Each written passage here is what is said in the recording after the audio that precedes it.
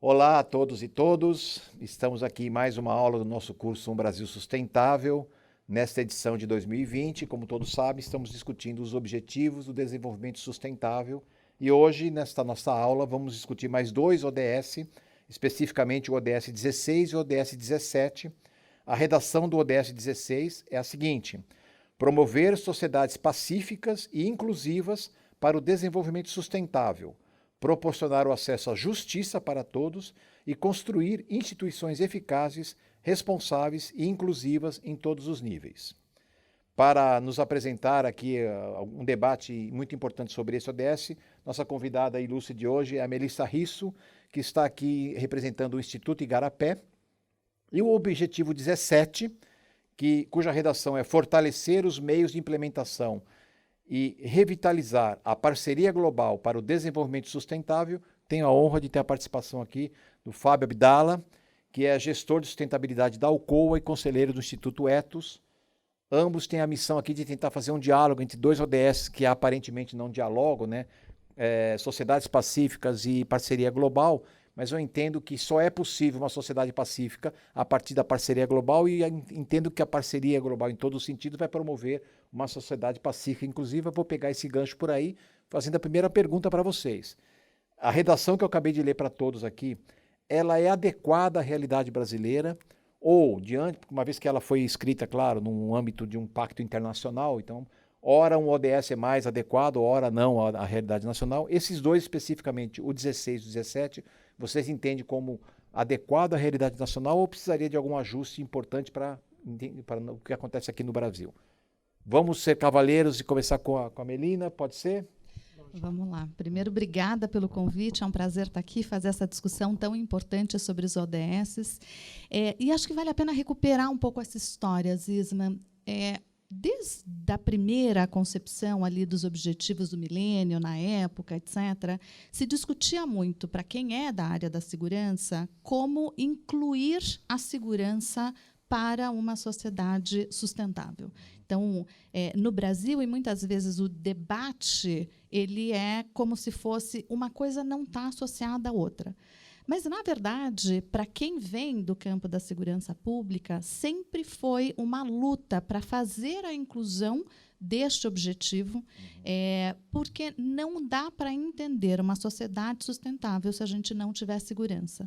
Então, não é para a gente competir entre esses objetivos, ou que uma coisa é mais importante do que a outra, mas é que se a gente não tiver segurança, a gente jamais terá uma sociedade sustentável. E acho que esse é uma perspectiva muito importante, entendendo que a segurança ela é uma dimensão do pilar do desenvolvimento. Não dá para pensar desenvolvimento sem pensar segurança. E o Brasil foi muito resistente à inclusão do próprio objetivo, como se, na época que foi discutido, tinha toda a discussão do Brasil em relação à sustentabilidade, toda a sua agenda, etc., mas o Brasil vai muito mal na área de segurança. A gente tem taxas de homicídio muito altas, para a gente pensar em números absolutos, apesar de ter reduzido ali 2018, 2019, a gente está falando de uma média nos últimos 20 anos de 50 mil pessoas assassinadas no Brasil.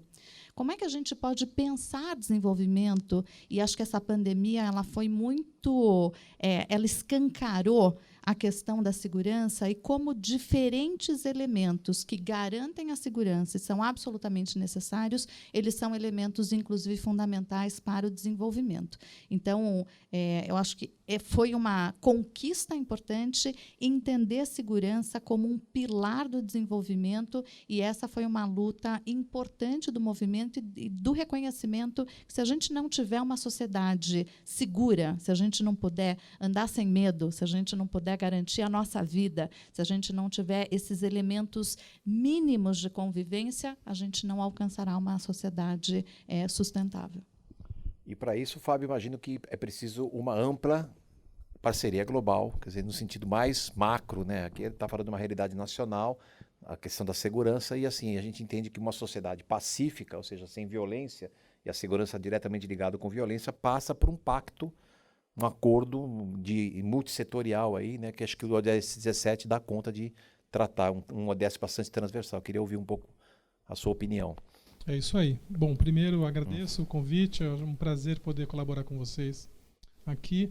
Antes de entrar no mérito exatamente desse aspecto da governança, que eu acho que esse é o ponto central do ODS 17, a sua pergunta sobre se está adequado à condição brasileira, a gente pode dizer que sim e que não. Sim, por quê? Sim, porque... Não, primeiro vamos considerar o seguinte. No sistema ONU, esse tipo de estabelecimento de objetivos, ele busca, digamos, uma ambição que tem que ser uma ambição significativa, mas gerar o suficiente para abarcar um conjunto grande de países. Então, diferentes geografias, jurisprudências. Então, tem esse grau de generalidade, digamos, para poder ser, digamos, inclusivo da diversidade dos países que estão no sistema ONU.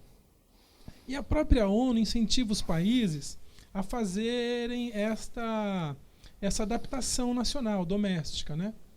Em 2018, o Instituto de Pesquisa Econômica Aplicada, o IPEA, fez um trabalho a serviço, né, da Comissão Nacional de ODS para, digamos, essa territorialização. No ODS 17, em particular, que tem 19 metas, esse estudo do IPEA concluiu que todos os 19 são pertinentes para o país e 9, em particular, tinham que fazer, digamos, uma contextualização brasileira. Respondendo diretamente à sua pergunta, sim, essa formulação é pertinente para o país, porém requer ajustes à condição brasileira. E é pertinente para o país porque, de certa maneira, o ODS 17, eu diria que ele, se a gente pensar, né, desenvolvimento sustentável, o conceito clássico de conectar as dimensões ambientais, sociais e econômicas, essas três partes, digamos, elas não pairam no ar. A base é a governança, é a conexão entre as forças da sociedade, do governo, do meio empresarial, da universidade, do conhecimento, que precisam, digamos, se conectar para viabilizar esses objetivos.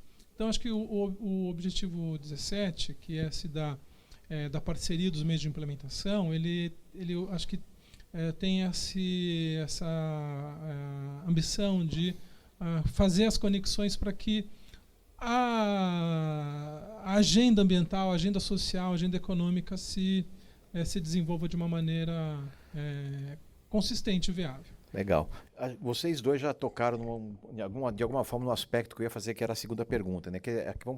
Vamos trabalhar com um diagnóstico agora, né? Contar um pouco da realidade atual. Você já citou alguns números de violência, já citou algumas coisas a respeito da pauta brasileira, especificamente do global. Como é que vocês apresentam para quem está nos ouvindo e que não é um especialista nessas áreas de ODS, nesses dois ODS em especial?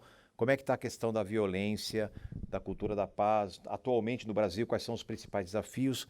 Onde estão os gargalos para que a gente possa implementar parcerias globais em prol da sustentabilidade? Quer dizer, vamos fazer uma rodada de realidade atual. Bom, acho que no campo da segurança, a gente vive no Brasil uma epidemia já há muito tempo. A gente tem índices crescentes e a gente usa o indicador de homicídio, que são assassinatos, como a métrica, porque é um número absolutamente confiável. Obviamente, violência, se a gente fosse discutir as violências, aí a gente vai para todos os âmbitos e, por isso mesmo, ele é tão abrangente o objetivo, porque eu posso ir desde a violência direta, mas eu posso fazer uma discussão de violência estrutural que dialoga com muitos dos outros ODS. Então, me concentrando aqui na perspectiva da violência direta, né, da violência física.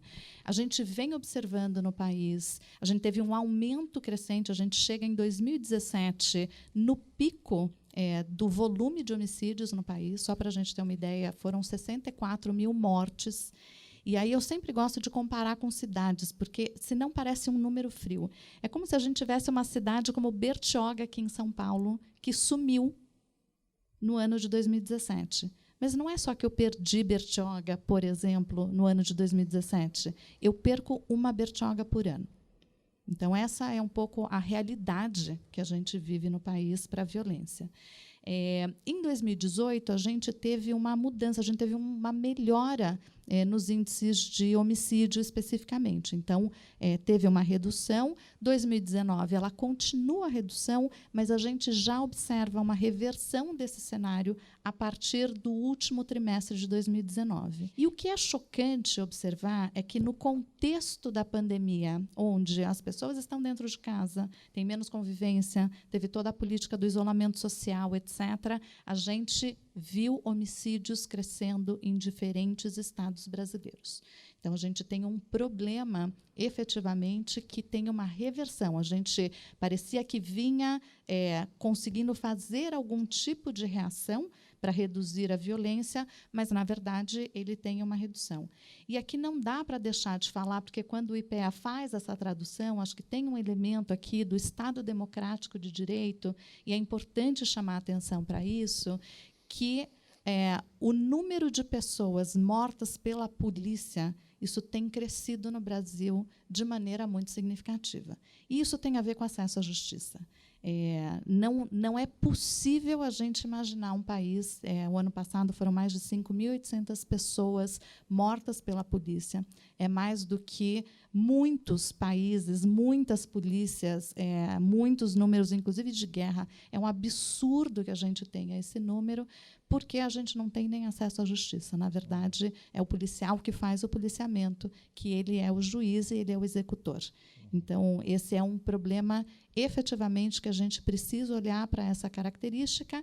E a distribuição, como é que ela afeta o público? Então, a gente tem um problema aqui com uma sobre-representação na população negra. A gente comemorou, inclusive, a gente viu os dados e a gente viu esse crime bárbaro que aconteceu de um negro sendo espancado por seguranças e morrendo aqui no Brasil. Então, observando como é que essa violência ela vai se sobrepondo. Então, a gente tem um problema do ponto de vista do diagnóstico muito grave. Parecia que a gente poderia estar mudando a trajetória, mas a verdade é que a gente está voltando para patamares muito mais graves, com um agravante que é o volume de pessoas mortas pela polícia no país. Tá. Isso é uma questão de governança, imagina. Quer dizer, estamos falando, é um quadro que a Melina que nos apresenta, que implica em vários atores que, de alguma forma, contribuem para que esse quadro seja terrível. Então, quando se fala em governança, que é o objetivo 17, né, o papel da polícia, o papel das políticas públicas, o papel da própria sociedade civil. Quer dizer, como é que a gente consegue, como é que a gente vê, como é que estão as conexões, as redes de colaboração para resolver problemas como a violência no Brasil? Como é que você vê esse diagnóstico atualmente? Eu diria que essas conexões, digamos, social, público-privada, nas diferentes áreas, imagino que até na segurança, mas isso fica muito evidente nas questões da educação ou das questões de meio ambiente. No Brasil, elas foram amadurecendo nos últimos anos, em particular, eu diria, a partir da Constituição de 88, que deu muita ênfase para a participação e o controle social das políticas públicas. E a gente, no final do dia, se a gente for olhar os ODS, a gente tem muito ali de geração de bem público, né, e de políticas públicas que estão associadas. Então, assim, de maneira geral, eu vejo que as questões de governança, elas foram no Brasil amadurecendo. Eu posso dar alguns exemplos. Primeiro, acho que essa conversa dos ODS e os desafios que estão colocados, eu acho que tem sempre esses dois níveis, o desafio global e o desafio doméstico. O desafio global, e isso tem sido já uma demanda histórica brasileira e está na ordem do dia, e isso pode ser usado de uma maneira ou de outra, que é a questão da cooperação técnica e financeira, né, entre os países, para viabilizar as agendas, né. Obviamente que isso não pode ser uma muleta para a gente deixar de fazer as coisas no país, mas a cooperação técnica e financeira, ela sim tem se mostrado como uma alavanca para viabilizar, por exemplo, no Brasil, histórias muito bem sucedidas de cooperação para a conservação de florestas, por exemplo. Se a gente pensar que durante muitos anos o principal meio de medidas para viabilizar políticas de, por exemplo, demarcação de terras indígenas, criação de unidades de conservação, programas estaduais e municipais de fortalecimento institucional dos organismos públicos de autoridade ambiental, elas foram durante muitos anos viabilizadas pela cooperação internacional, na Amazônia em particular, na Mata Atlântica também numa proporção menor. Mas se a gente pensar, né, hoje a história do controverso Fundo Amazônia tem uma história que era o Programa Piloto de Proteção das Florestas Tropicais do Brasil, viabilizado com a parceria do país com o grupo o G7. E foi muito importante, na verdade foi estruturante de, como eu disse, de proteção e viabilização de demarcação de terras indígenas, entre outros aspectos. Então, isso, digamos, criou uma visão, uma forma de operar. Durante muito tempo, essa visão e forma de operar, ela esteve muito conectado com parcerias entre o governo e a sociedade. A Constituição, como eu falei, ela jogou muita ênfase nisso, né? Isso se desenrolou. Mais recentemente, o setor privado também entrou de uma maneira mais forte nessa concertação. Então, hoje, se eu pegar o caso importante da restauração florestal. Então, a restauração florestal é um aspecto fundamental para lidar com a questão climática, né?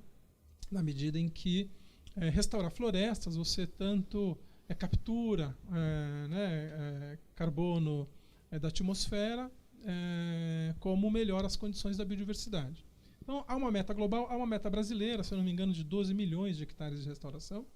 E os estados, os municípios e a própria sociedade civil, em parceria com as empresas, foram estabelecendo formas de fazer a restauração. E hoje, eu acompanho, por exemplo, num município, lá no Pará, no município de Juruti, uma iniciativa que envolve, liderada por uma grande organização não governamental, uma organização civil, inspirada na meta brasileira e colocada lá no chão do território amazônico, envolvendo comunidades que querem recuperar suas áreas, empresas que estão aliadas com essa ambição, principalmente viabilizando ajuda financeira, e essas organizações civis viabilizando ajuda técnica, com também a participação da prefeitura, eventualmente de algum órgão estadual. Então, esse tipo de coisa eu tenho visto, digamos, acontecer com muita frequência, cada vez mais nesse modelo de uma concertação social público-privada, que está se mostrando necessária para dar consistência para essas iniciativas acontecerem. Ótimo. Eu li recentemente um livro, foi lançado o ano passado, comecinho desse ano, do Yuval Harari, 21 questões para o século XXI, qualquer coisa assim. E ali ele dá um dado interessante, que eu vou tentar fazer uma costura do que esses dois acabaram de falar. Ele diz assim, que ele está otimista em algum momento do livro, lá dizendo assim, nunca na história da humanidade, nunca antes da história da humanidade, a gente viveu um tempo de tanta paz como vivemos atualmente. Quer dizer, o nível de guerras e mortes por guerras, conflitos internacionais, enfim, grandes revoluções, é muito menor do que já foi um dia. Muito por conta do que você apresenta, né, uma pactuação social diferente, um amadurecimento de que as coisas podem ser resolvidas no campo da diplomacia ou com outras formas de colaboração que evitam a violência. E talvez os índices de violência no Brasil sejam um ponto fora da curva do que a gente vê num cenário, uma tendência, vamos dizer assim, mais global, né? Será então que essa tendência de parcerias, né, essa tendência de colaboração, de iniciativa privada, governos e sociedade civil, possa ser uma solução para a violência no Brasil? Isso é um fenômeno que veio para ficar. Então, como é que vocês enxergam agora que realmente é isso mesmo? A humanidade está amadurecendo a ponto de ser mais pacífica e o caminho é pelas parcerias?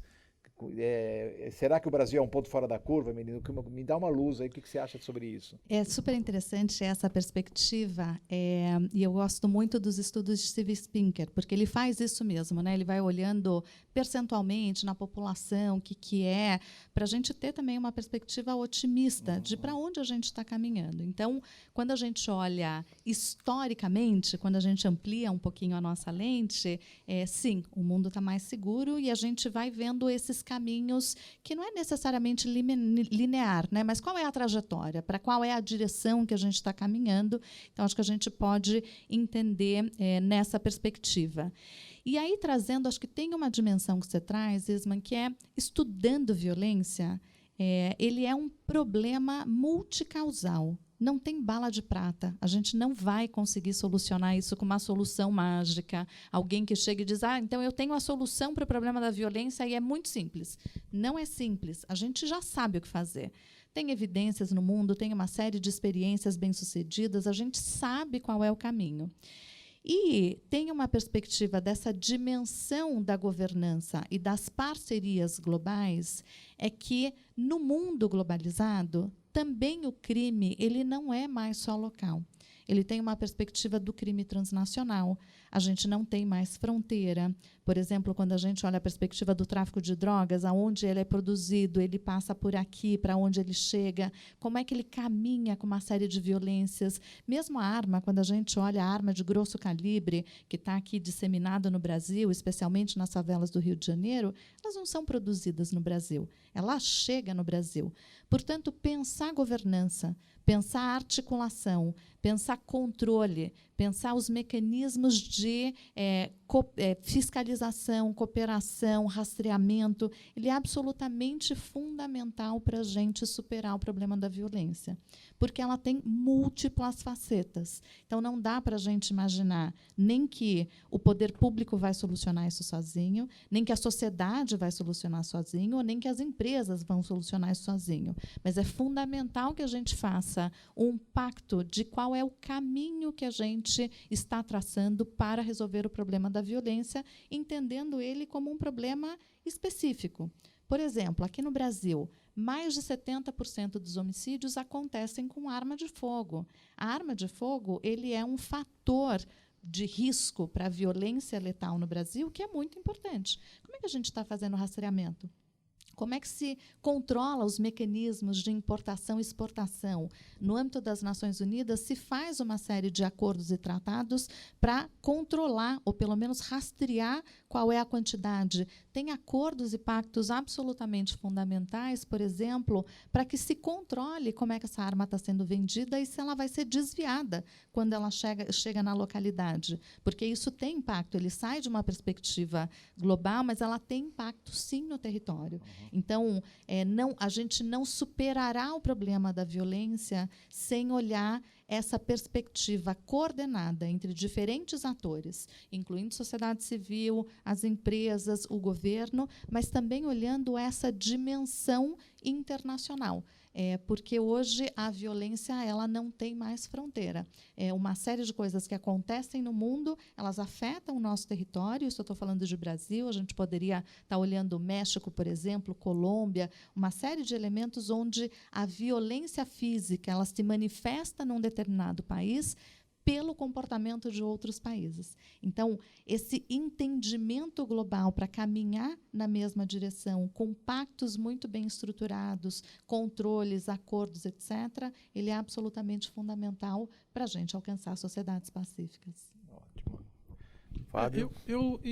Eu concordo plenamente, e no jargão da diplomacia, né, tem a ideia do responsabilidades comuns, mas diferenciado, que na prática também quer dizer o seguinte: olha, essas parcerias e concertações são necessárias, mas também não dá para um substituir o outro. Por exemplo, obviamente, o Estado ele tem uma certa legitimidade, por exemplo, na imposição da violência física, né, digamos, por controle. Né, é ele quem é legitimamente digamos, se atribui a isso. Né? Então, se eu for pensar na questão do desmatamento, que tem uma violência embutida muito forte, eu não posso considerar que a sociedade que a gente vai esperar que a sociedade ou as empresas substituam o Estado no provimento dessa força e da ordem, porque não cabe à sociedade.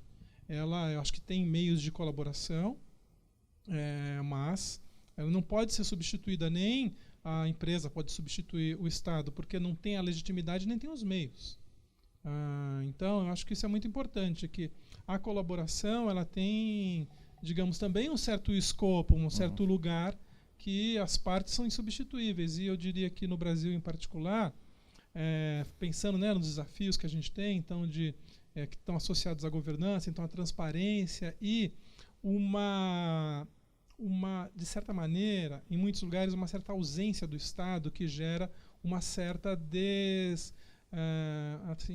uma certa desorganização da nossa capacidade de alcançar esses objetivos. Então, eu diria que é necessário até mais e melhor Estado, desse ponto de vista, mas nessa perspectiva de concertação, que é necessário ter a participação e o controle social da sociedade, das organizações civis. E se eu falar de desmatamento, por exemplo, que tem a questão da violência, eu estou falando da associação de mulheres do município tal, do sindicato de produtores ou da colônia de pescadores, da associação comercial, mas também estou falando da empresa, do hotel ou da grande mineradora ou do supermercado, que são potenciais aliados dessa agenda de sustentabilidade.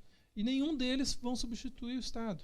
O Estado no provimento das políticas, no aparelho do Estado, nas infraestruturas, que cabe a ele.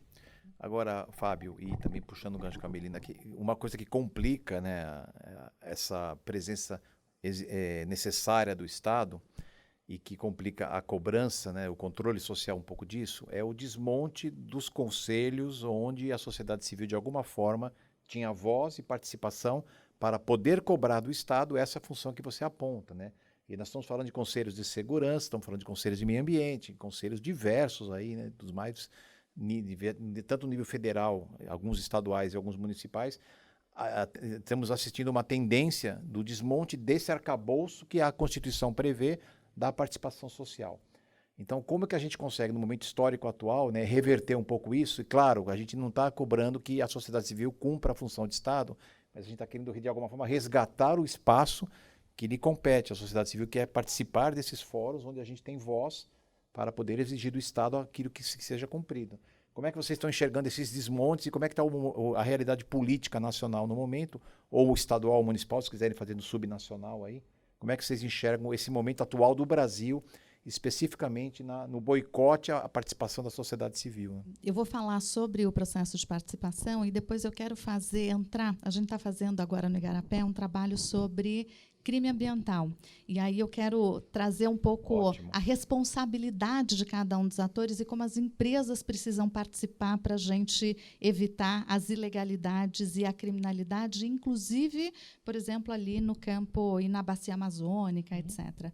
Mas falando especialmente dos conselhos, a gente está vivendo um momento no Brasil muito complicado e muito delicado, de desmonte de diferentes iniciativas. E aí para a participação, que tem a ver com a governança do que a gente tem falado aqui, tão fundamental para que se exerça, se controle, tenha transparência, que a gente possa, inclusive, cobrar, entender se está fazendo pelo caminho correto ou não. Quando se desmonta isso, se desmonta um aspecto muito importante que garante a democracia e garante a participação. Então, eu vejo hoje com muita preocupação um mecanismo que veio desmontando as estruturas do Conselho, mas também um mecanismo que foi uma tentativa lá no começo e que a gente conseguiu barrar em certa medida, que era uma espécie de tutela do governo em relação à atuação da sociedade civil.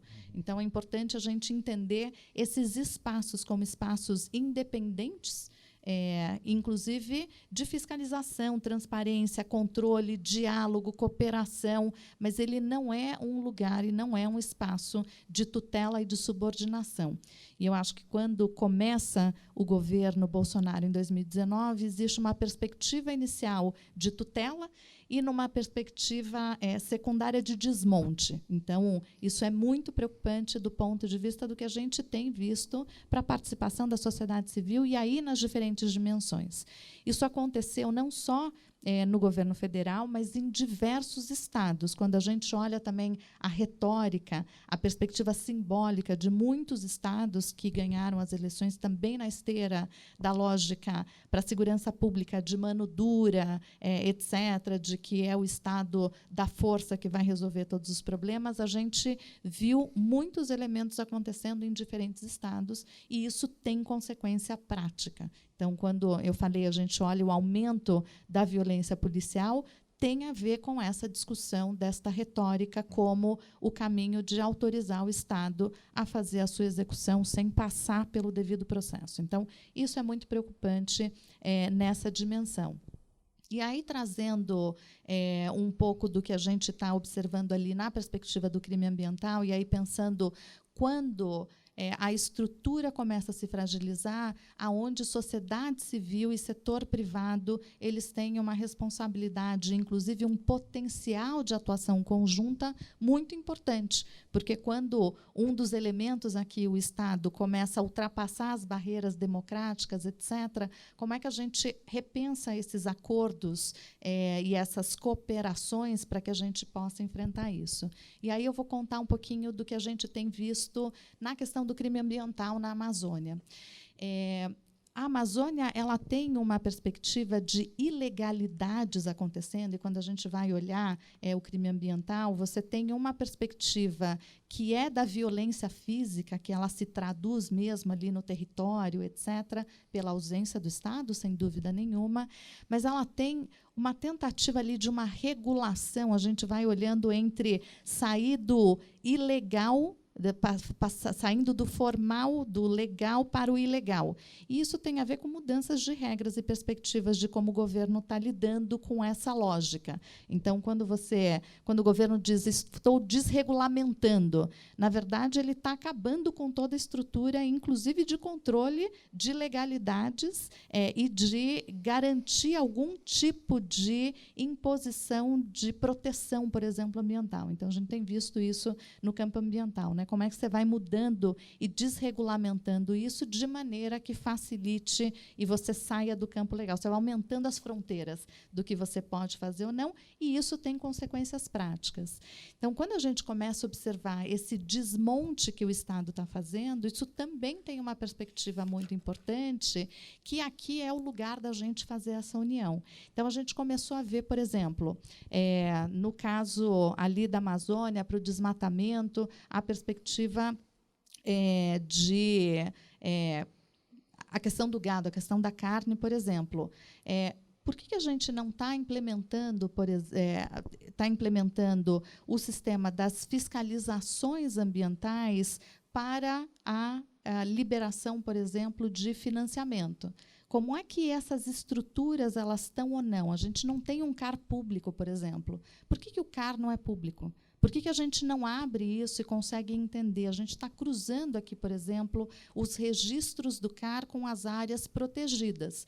Tem um monte de CAR hoje registrado em terras indígenas demarcadas, em unidades de conservação, e isso já existe. Por que esse banco de dados ele não é um banco de dados público, que, inclusive, toda a iniciativa privada, ao fazer o seu negócio, vai lá olhar, bom, isso aqui está dentro de uma propriedade legal. Então, eu acho que a gente tem caminhos aqui do trabalho conjunto, por meio da transparência, de promover uma pressão e reduzir a quantidade de ilegalidades e criminalidade que tem acontecido se a gente conseguir fazer transparência num processo de união. Então, acho que tem muito caminho aqui, que não é usar a força, mas é garantir que a legalidade está sendo cumprida em todas as suas dimensões. E aqui é uma responsabilidade de todo mundo. É uma responsabilidade da sociedade, é uma responsabilidade também das empresas, e com essa união de forças a gente consegue, inclusive, fazer pressões sobre o governo, que, nesse momento, tem flexibilizado e está passando a boiada, né? Como bem disse o ministro.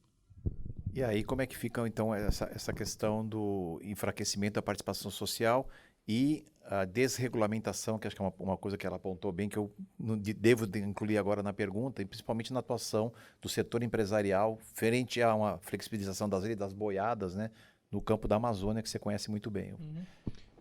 Eu entendo também que, digamos, tem essas múltiplas dimensões, né? Tem uma conjuntura política, tem uma dimensão institucional e tem também, digamos, o mercado, no caso das empresas.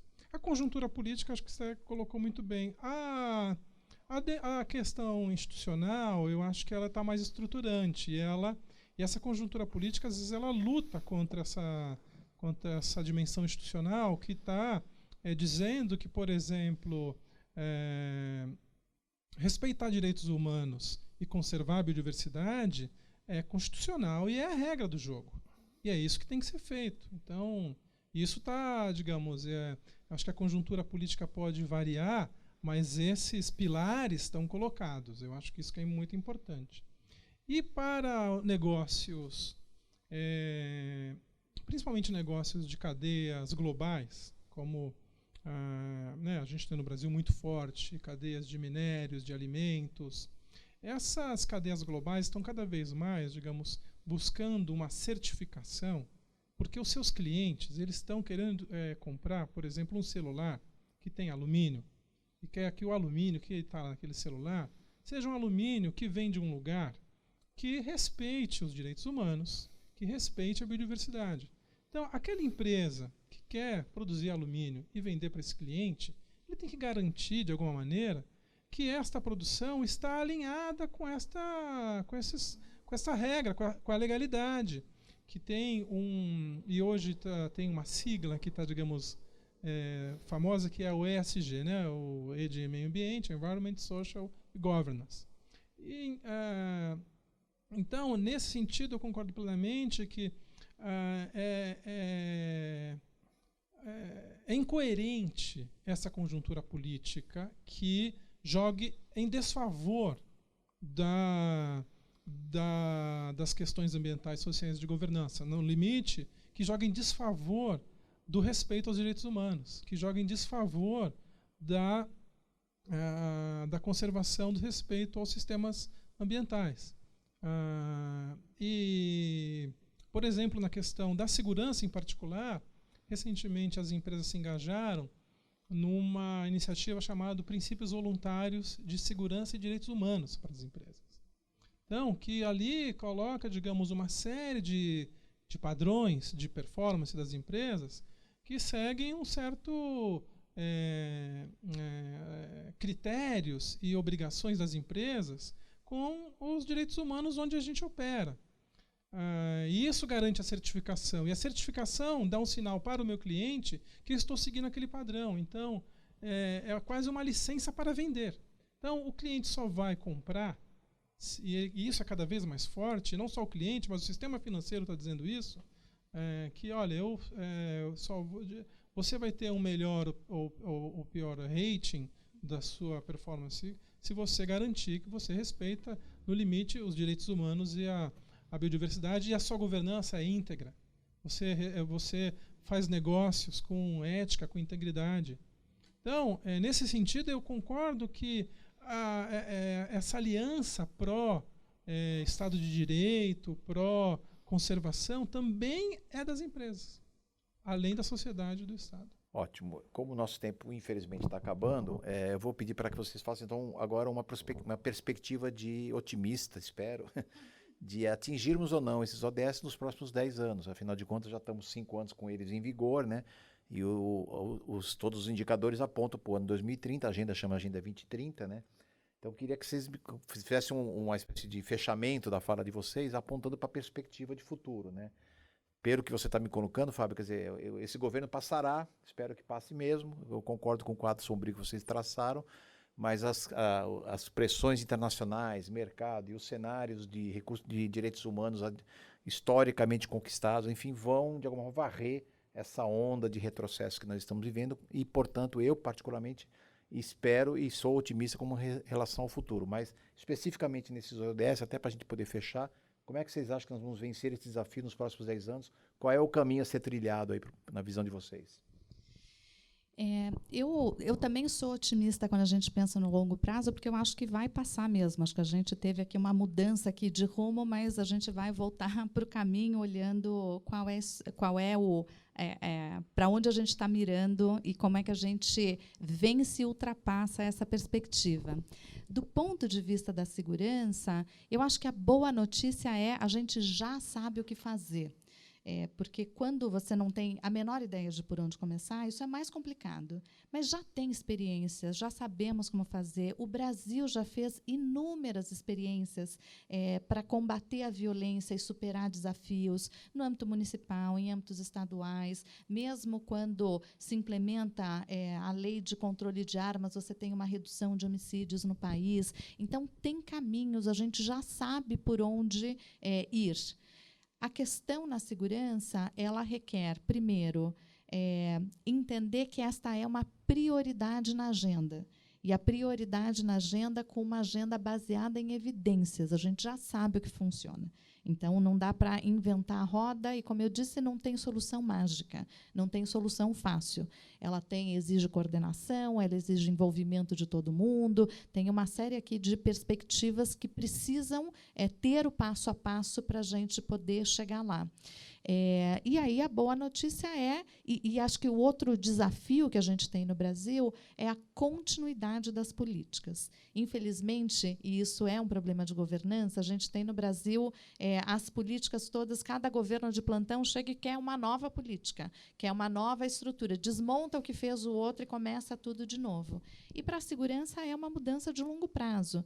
Portanto, olhar esse caminho, não desmontar de novo, ter uma agenda própria, esse é a direção de para onde a gente tem que andar, e a gente já teve muitas experiências e muitos aprendizados no Brasil. Então, voltar e recuperar qual é a política. Tem aqui a agenda, a gente, inclusive, no Igarapé, lançou em 2018 qual é a agenda prioritária para a área de segurança pública no Brasil. Então, os caminhos já estão traçados. O que a gente precisa, como sociedade, é eleger certo os nossos políticos e governantes que vão implementar essa agenda e cobrar para que ela seja efetivada. Ótimo, Melina, obrigado. Fábio, por favor. Bom, eu também estou otimista porque eu estou muito envolvido num projeto em particular que no município de Juruti, no oeste do Pará, que está engajado muito fortemente na sua estratégia de longo prazo. E eu tenho participado dessa conversa, que é liderado lá pelo Instituto Juruti, tem a prefeitura, tem muitas organizações da sociedade civil, tem empresas como a que eu faço parte, a Alcoa, tem a cooperação internacional da Agência Americana de Cooperação, e está, nesse momento, fazendo a sua teoria da mudança para a Agenda 2030, estabelecendo as suas metas, olhando essas metas com base em indicadores. Lá está usando o Índice de Progresso Social Amazônia, o IPS, está tudo isso disponível na rede. Então, acho que é muito assim, de certa maneira, está acontecendo no Brasil todo, eu imagino, porque eu estou vendo esse caso lá, muitas coisas desse tipo que são relativamente novas. Talvez a gente tenha uma curva de aprendizado ainda para entender do que se trata as metas, como que a gente aterriza de fato essas metas nas questões. No final do dia, assim, se eu estou olhando lá os indicadores, eu estou vendo, lá no município de Juruti, um indicador importante é a violência contra a mulher. Como é que eu endereço uma meta para lidar com a violência contra a mulher? Ou desmatamento ilegal, como é que eu coloco uma meta, coloco um indicador, mas tenho ações específicas para lidar com isso. E eu estou vendo isso lá acontecer, e um engajamento muito forte da sociedade, do poder público e das partes todas lá.